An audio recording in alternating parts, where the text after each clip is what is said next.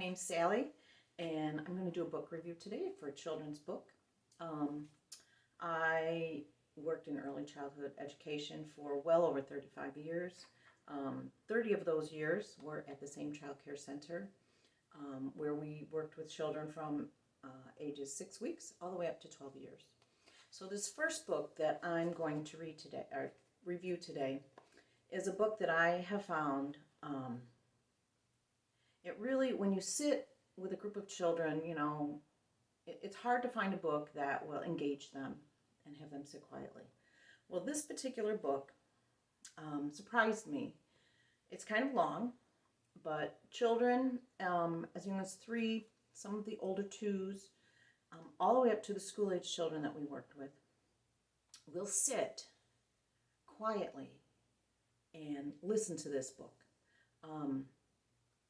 It's hard to get a variety of ages to do that.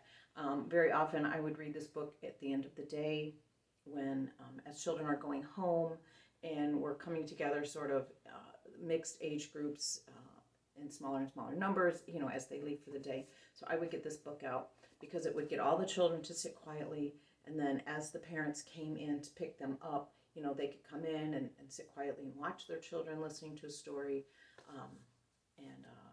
It's just a really fun book to read. It's called The Story About Ping by Marjorie Flack and illustrated by Wiese. It's a really old one. I think it was written like 1933, something like that. And it's a story about, it takes place in China on the Yangtze River. And it's a little story about a family of ducks, and they all go down to the river every day, and their master lets them feed, and they go into the water and eat fish and stuff. And every day when the master calls, the very last duck always gets a spank on the back with a stick. So of course one day our main character Ping doesn't hear the call, and so he's going to be last, and he doesn't want to get spanked, so he hides. And the boat sails away, and he watches his family leave. It talks about his mother and father and sisters and brothers and 42 cousins and all of this. And he watches his family just float away. And so he doesn't know what to do. So he just sleeps. And when he wakes up, of course, the boat is gone. His family's gone. So he decides he's going to go look for his family. So he goes on all these little adventures and has all these things happen to him. And I noticed that, the kids really, I think they want to know, is he going to find his family? They can relate as a child. You're in trouble. Maybe you're not going to get spanked, but you're going to get in trouble. So you hide or you do something, and then you're separated from your family, and no little kid wants that. So they just sit and listen to this story, and it's a cute little story, and he has all these different things happen to him. But I really like reading it in a group setting because they will sit for it, even though it's long. And it's a good one-on-one book, moms and dads, if you're sitting, it's nice. I call it a lap book. You're sitting, child on your lap, or, 1 or 2 children or grandchildren, and they just are enthralled with this story, and they sit and listen. And of course, at the end, he does meet up with his family. He finds his family, and he's going to be the last one, and he has to make a decision. Does he go and be with his family and get his little spank, or does he hide again? And so I pause on that last little bit, that last question, and I say to the children, there he is. He has to decide. He's going to be late again.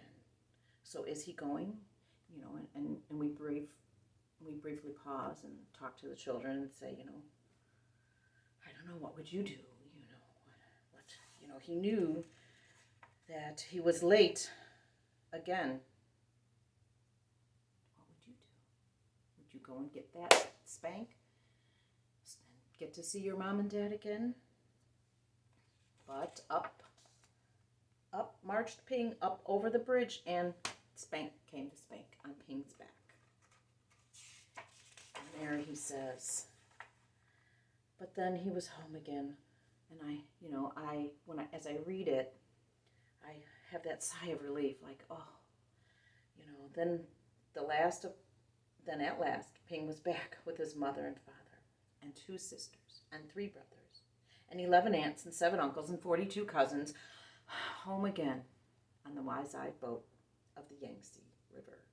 So as you read it to them, you put that into your body language and your voice, like what a relief that is to be back with your mom and dad again. Kids, especially children in daycare settings or preschool settings, they're separated from their mom and dad for a while, or their babysitter or caregiver. They're separated for, it's brief, but they're always like, okay, I'm back home again. So they get that sense of, okay, oh good, Pink got to get back with his family. So I think that's really why, children like this story, or they sit for it. They sit so quietly. So if you have a larger group of children and mixed ages, this really is a great book, because they just, I don't know, they just sit for it. Most of course, you have, a child or two who's just a little too antsy and doesn't, but I just can't believe it. Every time I would read it, I would just be so surprised. Even kids as young as 2, the older 2s. Maybe if you're one-on-one with a younger 2-year-old, they'll sit for it. But yeah, so that's my review. I give that one definitely a thumbs up. And I hope you can find it. Check it out at your local library if you can't find it, or buy it. I think it's still in print somewhere. This one's pretty old, but I think it was such a classic that you can still find it. If it's not still being printed, try it on secondary market or the library. Well, I hope you enjoyed my book review today, and I'll see you next time.